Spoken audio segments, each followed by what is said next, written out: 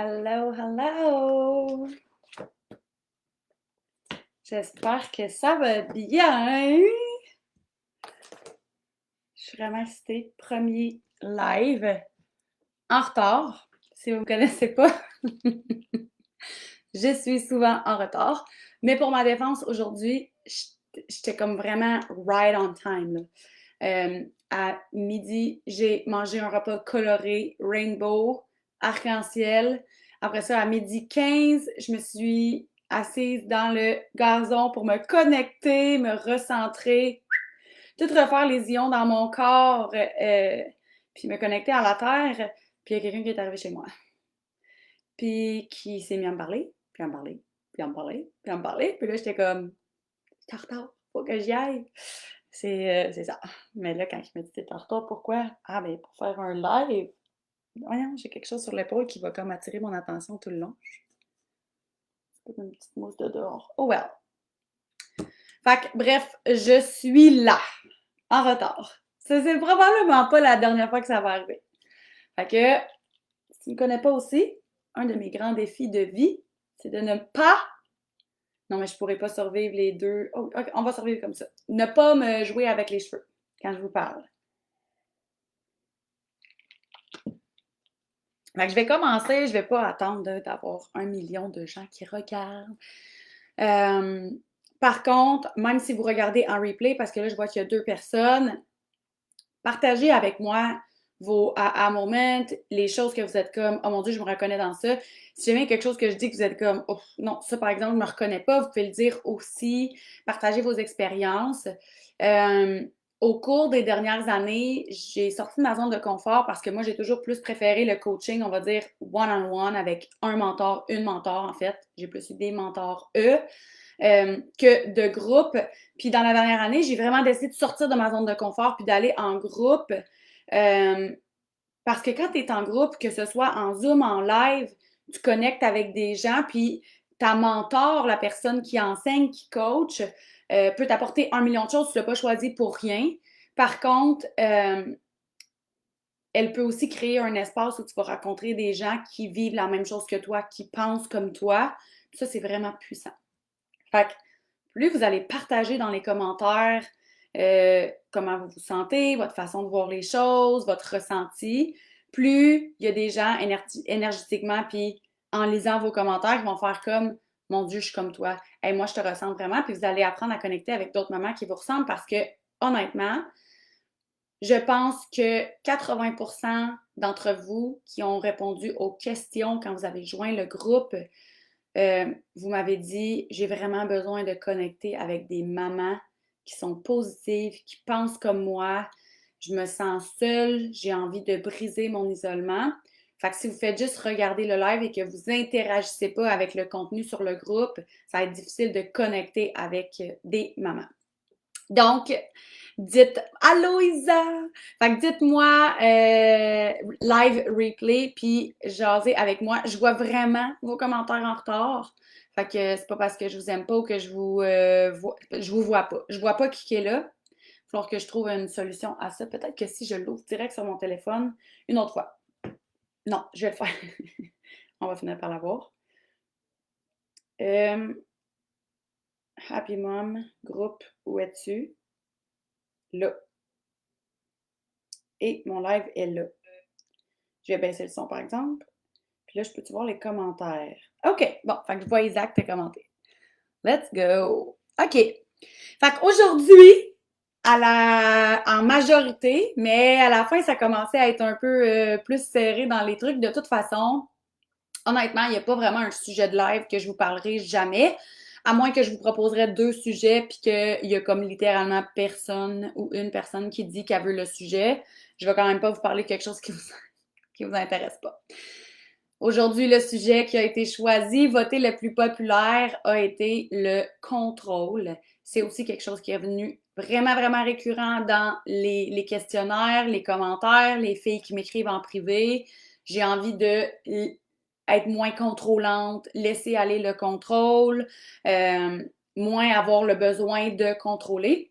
Fait que moi, aujourd'hui, ce que je vais faire, c'est que je vais vous expliquer ce que vous avez besoin de comprendre, en fait, la perspective derrière c'est quoi en fait le contrôle, pourquoi je contrôle, puis comment je peux, des pistes pour vous aider à vous libérer de ce contrôle-là. On s'entend, hein? C'est pas un coaching de 6 semaines sur comment laisser aller le contrôle, mais quand même, je vous ai pinpoint 3 trucs vraiment importants qui vont vous apporter à une plus grande réflexion puis qui vont vous aider à vous rapprocher un peu plus de cette liberté-là, en fait, de ne plus avoir le besoin de contrôler.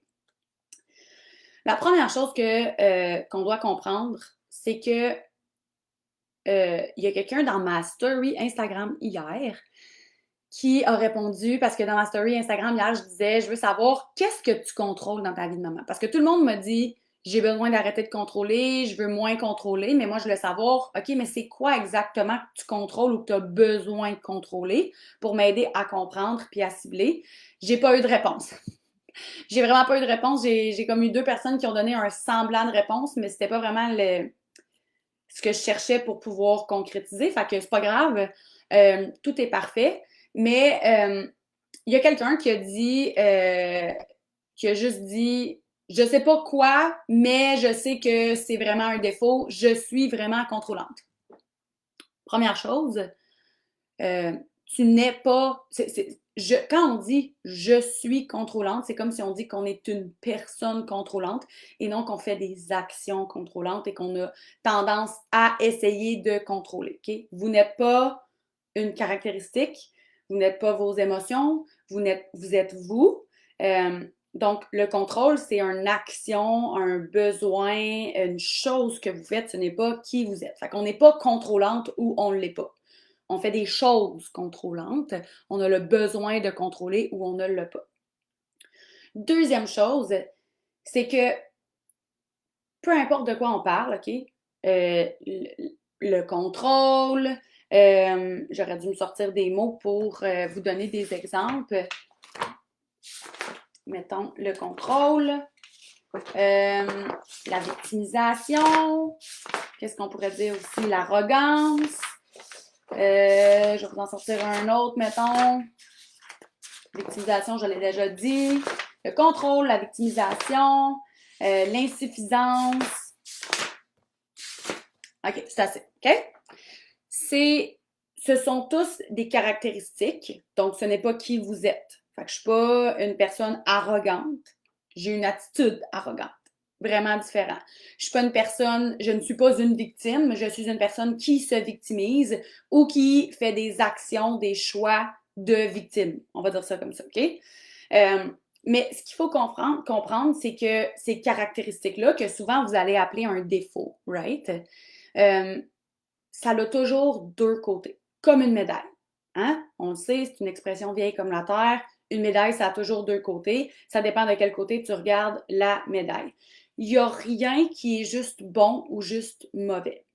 Le contrôle, par exemple, ben, une autre façon que je peux vous l'expliquer, c'est... je me descends la face un peu. Allô, allô? Fait que tu sais, quand on dit que il y a toujours 2 côtés à une médaille, une médaille, il y a 2 côtés. Moi, la façon que je vais vous l'expliquer aujourd'hui, c'est il y a toujours un côté d'ombre et un côté de lumière.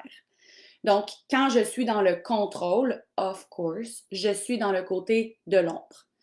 Maintenant, comment je peux aller voir? Ça veut dire que mon besoin de contrôler, ma tendance à vouloir contrôler les choses, les actions contrôlantes que je vais faire, le besoin de contrôler que j'ai, c'est l'ombre de quelque chose de l'autre côté qui est la lumière. Donc, il n'y a rien qui est juste mauvais ou qui est juste bon. Ça dépend simplement de quel côté tu le regardes. De l'autre côté, de ton besoin de contrôler ou de l'autre côté de tes actions contrôlantes, il peut avoir un super de beau leadership. Il peut avoir une personne qui a une autorité, donc qui a une valeur qui est très grande, mais vu que toi, tu es dans l'ombre de ce leadership-là, parce que expérience, blessure, toutes les blessures que tu n'as pas guéries, les croyances limitantes qui sont parmi nous, qui sont en nous, de ce que nos parents nous disaient quand on était petits, des expériences qu'on a eues, de ce que mon chum pense de moi, de ce que j'ai toujours pensé de moi, de ce qu'une professeure m'a dit quand j'étais petite, ont fait que ce côté-là de moi que j'ai à l'intérieur de moi, ben en ce moment, je suis dans l'ombre. Quand je suis dans le contrôle, je suis dans l'ombre de quelque chose et je pourrais me tourner la tête. Ça, je le dis toujours dans les coachings en one-on-one que j'ai eu avec mes clientes dans les derniers mois. Je leur disais souvent, les filles vont arriver en coaching puis me dire je suis comme ça, j'ai tel problème, je fais telle chose, je suis comme ça, je suis comme ça. Puis moi, je leur disais, en fait, moi, ce que je veux t'aider à faire dans les prochains mois, dans les prochains 90 jours, c'est qu'en ce moment, tu as l'impression que tu es comme ça, puis que la vie est comme ça, puis que c'est la seule chose qui existe, mais c'est juste parce que tu as un torticolis, puis tu regardes juste à droite ou à gauche. Puis moi, ben, je vais t'aider à défaire ce torticolis-là, puis je vais t'aider à regarder à droite. Je vais pas inventer une nouvelle réalité, je vais pas te sortir de trucs miracles, de quelque chose qui n'existait pas. En fait, je vais juste t'aider à voir ce qui était déjà là. Fait que derrière ton côté contrôlant, ton habitude de contrôler, il se cache une habileté, il se cache une qualité, il se cache un cadeau mal emballé. Il s'agit que tu le trouves. Puis peut-être qu'en m'écoutant, t'es comme, ah, c'est tellement vrai parce que dans le fond, moi, j'ai toujours été, genre, j'ai toujours eu beaucoup de leadership, j'ai toujours été bonne pour organiser les choses. Mais là, je suis, oups, là, mon ordinateur, je suis du côté de l'ombre, donc je tombe dans le contrôle. Donc, tout est une question de perspective. Tu as l'impression que ton contrôle te garde en sécurité, une autre perspective, mais en fait, tu es une victime de ton besoin de contrôle. Fait que souvent, c'est une autre chose que les filles vont me dire. Ouais, mais au moins quand je contrôle, je contrôle la situation. Comme ça, je me sens en sécurité. C'est comme ma bouée de sauvetage parce que vu que je contrôle, je sais que je pourrais pas me noyer parce que c'est moi qui ai attaché ma bouée de sauvetage. Mais en fait, tu es victime de ta bouée de sauvetage parce que peut-être que tu pourrais juste te mettre à nager puis tu sais très bien nager. Sauf que tu es victime de ton besoin de contrôler. La deuxième chose, c'est de comprendre que derrière ce besoin de contrôler-là, en fait, en tant que maman, puis tu sais, on s'entend, si tu contrôles en tant que maman, probablement que tu contrôles dans d'autres aspects de ta vie, ou peut-être pas, il se cache une peur, une croyance limitante, il se cache quelque chose. Il n'y a personne qui fait des actions contrôlantes, qui a tendance à contrôler ou qui a le besoin de contrôler tout, toujours, tout le temps, ou ses enfants, ou son mari, ou sa maison, qu'il fait par pur bonheur, qu'il fait parce que c'est ce qui la remplit à l'intérieur d'elle et qui la fait se sentir épanouie, alignée et heureuse. Ça cache toujours, toujours, toujours une peur, une croyance limitante, quelque chose. Et le problème, je pense que c'est un live que je veux faire la semaine prochaine, peut-être dans 2 semaines. Et le problème dans ça, en fait, c'est que soit parce que tu le sais pas, right? Si jamais personne qui te dit, hey, by the way, ton besoin de contrôler, ou ta tendance à vouloir tout contrôler, parce que c'est pas qui tu es, OK? Pas le fait que tu sois contrôlante. Je fais attention aux mots que j'utilise. Ça cache une peur. C'est sûr et certain que ça cache une peur, ça cache une croyance limitante. Il est arrivé quelque chose à quelque part dans ta vie qui te fait croire que quand tu contrôlais X, Y chose, ça donnait X, Y chose, puis que toi, tu te sens en sécurité là-dedans. Mais si tu le sais pas, ou que tu refuses d'aller voir qu'est-ce qu'il y a derrière mon besoin de contrôler, c'est quoi la peur, c'est quoi la croyance limitante, quelle pensée, quelle croyance j'ai choisi, puis j'ai accepté d'acheter et de garder à l'intérieur de moi inconsciemment, 100% inconsciemment, qui fait que j'ai le besoin de contrôler. Si tu décides pas d'aller derrière le rideau et d'aller voir ça, tu vas toujours être victime de ton besoin de contrôler.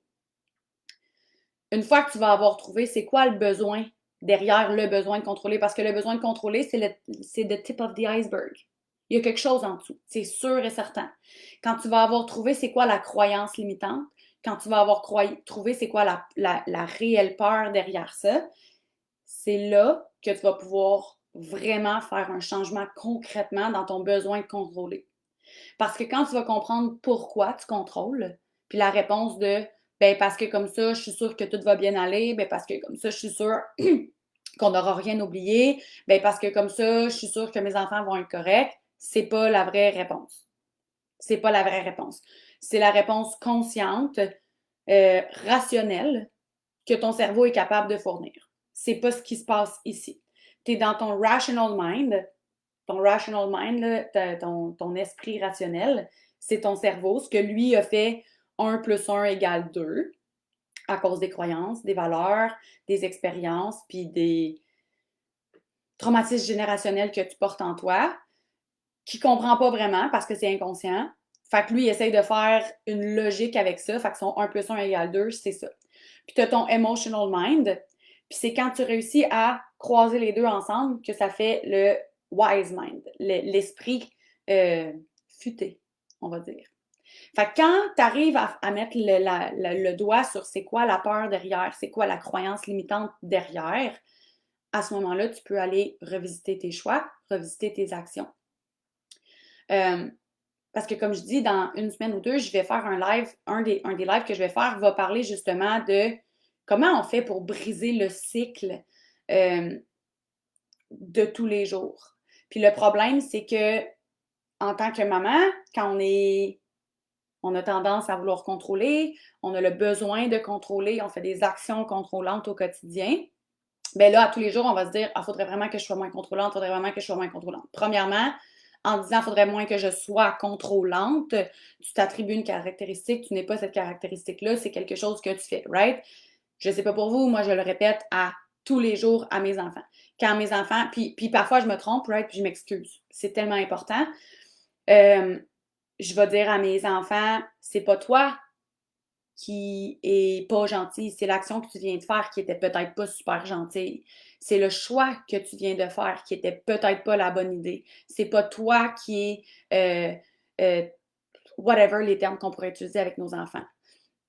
Fait que c'est important de vous ramener quand vous dites ah, je veux être moins contrôlante, mais bref, vous essayez de prendre l'action de contrôler et de modifier l'action de contrôler sans aller voir qu'est-ce qui se passe, parce que c'est un cycle, c'est une chaîne continue à tous les jours qui mène votre vie et c'est pas le maillon de l'action qui va faire qu'on va pouvoir changer cette chaîne-là, c'est vraiment ailleurs. Je vais juste fermer ma porte parce que j'entends pas l'anglais.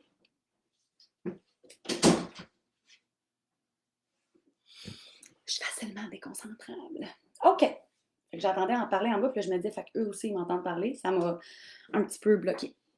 Et la dernière chose, en fait, c'est pas une chose, c'est parce que mon but avec presque toutes les lives, c'est de vous laisser au minimum avec une chose concrète que vous pouvez partir faire. Parce que comme je dis, là, tu sais, je veux dire, c'est pas en un live de, ça fait combien de temps que je parle?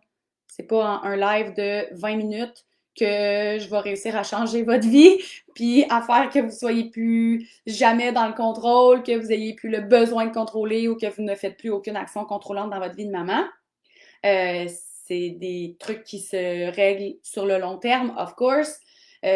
Mais si au moins je peux vous apporter la perspective, la piste de réflexion, la connaissance pour que ça fasse ce chemin-là dans votre cerveau, dans votre inconscient surtout aussi, mais au moins si je peux vous laisser avec une chose concrète à la fin, un petit exercice, une petite question à vous poser pour pouvoir faire un pas de plus vers cette liberté-là de ne plus être victime de votre propre besoin de contrôler, ce sera toujours ça. Fait que, l'exercice ou la réflexion que j'ai envie de vous donner aujourd'hui, c'est prendre une feuille de papier, écris sur ta feuille de papier la liste des choses que tu essaies de contrôler ou que tu as le besoin de contrôler. Fait que, mettons, tu le sais très bien, qu'est-ce que tu as besoin de contrôler. Je sais qu'il y en a dans les questions qui m'ont dit « je contrôle tout », mais encore là, c'est vraiment drôle parce que j'ai déjà eu une fille dans les derniers mois, une belle âme, une belle maman, une femme en coaching dans les derniers mois, que c'était comme, à chaque fois que je lui demandais quelque chose, c'était comme, ben tout. J'étais comme, oui, mais c'est impossible que tu contrôles tout, right? C'est sûr que non. Fait que, qu'est-ce que tu contrôles? Puis là, quand on arrivait au moment où, OK, dis-moi ce que tu essaies de contrôler, ou dis-moi ce que tu essaies de, ou nomme-moi, là, comme je veux les écrire, moi, sur une feuille de papier. Comment je fais pour les écrire? Elle n'a même pas été capable de m'en nommer 5, mettons. Puis ça a été difficile, là. Tu sais, comme on cherchait. Fait que des fois aussi, tu es pris dans l'illusion de celle que tu es certaine être. Fait que t'es peut-être allé à quelque part une fois, ta mère était là, puis elle t'a dit « Mon Dieu, t'es donc bien contrôlante ». Puis là, ça l'a touché directement ton inconscient parce que tu étais peut-être plus fragile à ce moment-là. Inconsciemment, ça te suit. Puis tu es tellement certaine que tu es contrôlante et non que tu fais des actions contrôlantes. Puis peut-être juste, tu sais, je veux dire, on est un miroir pour tout le monde qu'on croise. Là, je m'éparpille, je m'excuse. J'ai tellement de choses que je veux vous dire, je vais avoir de la difficulté à me conciser de sujets de live et de juste parler de ça. Mais bon, la personne qui t'a déjà dit peut-être, mon Dieu, t'es donc bien contrôlante, mon Dieu, t'as donc bien besoin de contrôler, t'étais un miroir pour elle. Peut-être qu'elle, c'est juste parce que justement, elle n'a jamais eu le contrôle sur elle-même, sur whatever, qu'est-ce que c'est. Puis tu lui reflètes que toi, tu es vraiment bien organisé, puis que tu as un beau leadership, puis que tu es capable de bien, tu as une belle autorité sur ta vie, tes enfants, right? Tu ne sais jamais qu'est-ce qui se cache derrière. Fait que tout ça pour dire, l'exercice, c'est la réflexion que je vous donne aujourd'hui. Prends une feuille et écris toutes les choses que tu ressens le besoin de contrôler au quotidien, dans ta vie de maman, ça peut être dans ta vie de couple, whatever, c'est toi qui décides. Fait que écris toutes les choses que tu as besoin de contrôler. Puis à côté de chaque chose, ou tu sais, tu peux l'écrire puis te laisser un petit espace. J'aurais pu vous faire un petit workbook, ça me prend 5 minutes de faire ça. En dessous de chaque chose, écris pourquoi c'est si important de contrôler cette chose-là. Fait que, mettons, bon, moi, je vais vous donner un exemple vraiment concret. Après ça, j'arrête, promis. Il faudrait que je tienne mes lives en bas de 30 minutes, sinon vous allez me détester. OK. Je vais juste être en live 2 fois par semaine, puis les autres fois que je vais être en live, ça va être super court, OK? Je vais donner un exemple concret, OK? Mon Dieu, ça me rend émotive, mais je vais être connectée sur vos émotions. Quand mes enfants, moi, là, le jour où j'ai décidé de revisiter ma relation avec mon rôle de maman, je vous en ai parlé, une des choses les plus douloureuse, importante que j'ai dû faire, ça a été guérir ma relation avec le besoin profond et très, très, très douloureux que j'avais d'être une maman parfaite. Je ne savais même pas c'était quoi une maman parfaite. Puis dans cette quête-là d'être une maman parfaite, j'avais un besoin de contrôle vraiment gros, dont une chose, c'est l'exemple concret que je veux vous donner, comment mes enfants étaient habillés le matin.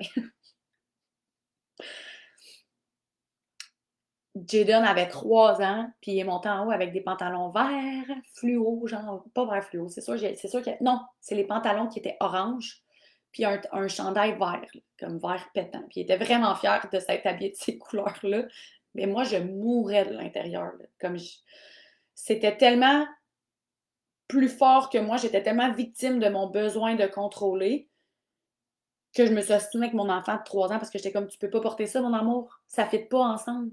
Viens avec maman, on va aller choisir soit un autre chandail, soit d'autres pantalons. Voyons donc, tu peux pas porter ça. Puis il avait 3 ans, puis il me regardait, puis il m'a dit, toi, maman, le matin, est-ce qu'il y a quelqu'un qui te dit comment t'habiller? J'ai dit non. Fait que pourquoi que moi, je suis obligée d'avoir quelqu'un qui me dit comment m'habiller? Puis quand je me suis arrêtée pour écrire sur une feuille de papier, qu'est-ce que j'ai besoin de contrôler, comment mes enfants vont être habillés, puis pourquoi c'est si important de contrôler cette chose-là, bien, à la fin de la journée, la peur, le besoin derrière ça, c'était une peur d'être jugée. Qu'est-ce que les éducatrices vont dire de Jaden? Qu'il y a des pantalons orange et un chandail vert. Calvaire, sa mère, elle connaît pas ses couleurs. Seigneur, t'as-tu vu comment il est habillé?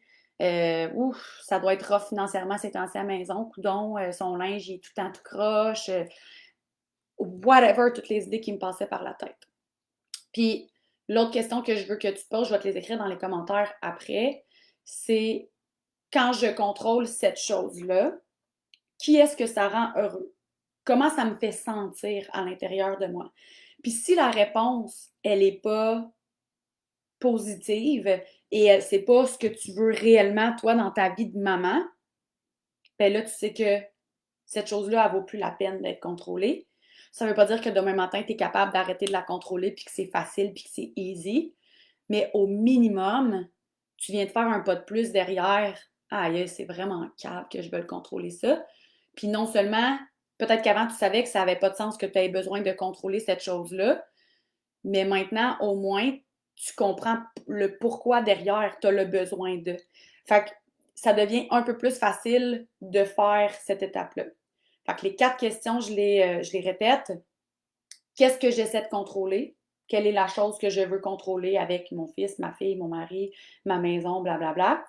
Pourquoi c'est si important de contrôler cette chose-là? Quand je contrôle cette chose-là, qui ça rend heureux? Quand je contrôle cette chose-là, comment je me sens? Quel quelle émotion ça me fait ressentir, comment je me sens à l'intérieur de moi. Puis à la fin, la question qui tue. Donc à la fin de la journée, pour qui je le fais réellement. Parce que moi, j'étais tellement dans l'illusion de vouloir être une mère parfaite.